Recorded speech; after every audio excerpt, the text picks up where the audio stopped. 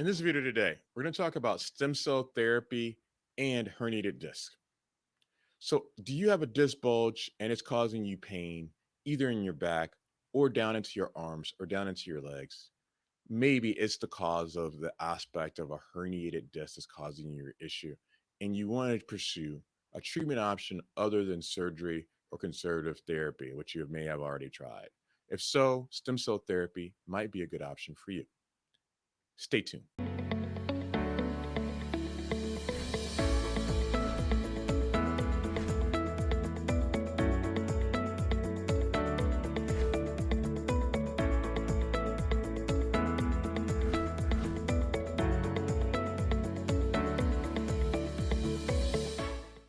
If we haven't met, I'm Dr. Orlando Landrum, a regenerative medicine and interventional pain specialist.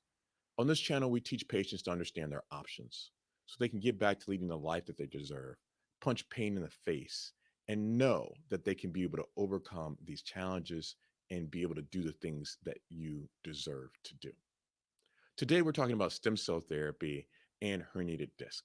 So, first and foremost, what is a herniated disc? What does it mean? And how can it affect you? So, when we're going to talk about that, we need to have an idea about exactly what that entails. And we talk about what that entails, we really need to understand a little bit about the spine. So, when you look at the spine, one of the things that we know is that when we see this, we have a vertebral body that could potentially be an issue, but normally the disc sits in between the vertebral body. And our major concern is that it comes back and it herniates into this area where this little hole is. And that's where nerve roots exist and live. And traditionally, that's what we're concerned about is that if we're looking at the aspect of a vertebral body and we can see that herniated disc, does it come back and press against a nerve root or into the canal against the aspect of the spinal cord? If those things happen, then we can be able to experience some degree of pain. There are different types of disc herniation that we certainly need to have an understanding about. And most of the time, those fall into three different camps. So the first is something that's called a contained herniation. And what that means is that the disc bulges, but the disc is contained of two parts, something that's called the annulus and something that's called the nucleus. The nucleus is like a jelly, similar to what you'd have in a jelly donut. And the annulus is a more of a soft cartilage, but it actually provides structure and support, similar to the rings of a tree or the rings that you might have with different constructs that are present in nature. This is a more substantive piece. When you have a contained herniation, the nucleus doesn't go outside of the annulus. When you have a non contained herniation, which is the second type, the nucleus actually goes outside of the annulus, meaning it busts through, which is what most people think about. And that can cause a whole host of different issues. Most notably is that there's a release of that nucleus contents onto the actual nerve root. When that happens, it can sensitize the nerve root and cause a lot of different problems, resulting in pain, even if the nerve is not compressed. And then finally is the aspect of something that's called a sequestered herniation. So, what does that mean in English? Sequestered herniation basically means that the aspect of the disc has now popped off and separated itself from the disc regularly and is present in a part of the canal that can either be existing free floating or be actually causing some degree of compression. So, how can stem cell therapy help with this? Well, stem cell therapy can help, particularly with the first two options of contained herniated as well as a non contained herniation.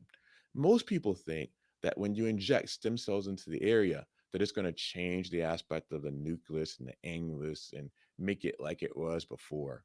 And there's some studies that show that there are changes that are present with the disc that improve disc height, that potentially improve the look of the aspect of a herniation, whether it's a bulge, a protrusion, or whether you have that opening element.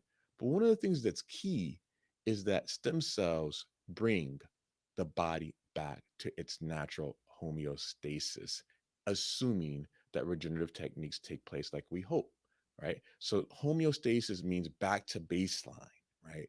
And so when we see disc herniations that are not contained, meaning there's a rupture.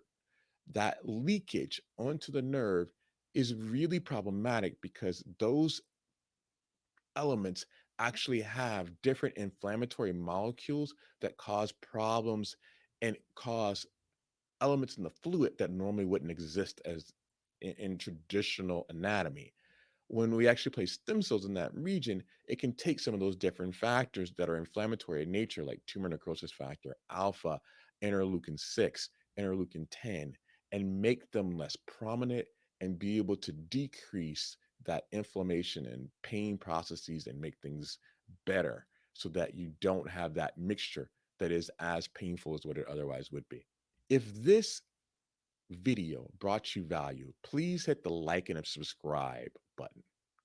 Question of the day: have you ever heard of stem cell therapy for disc and back pain? If so, please let us know your experiences. If not, please tell us your questions about what you want to know about stem cell therapy and its use, particularly for disc bulges.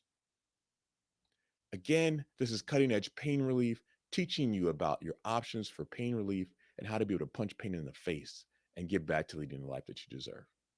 Thank you.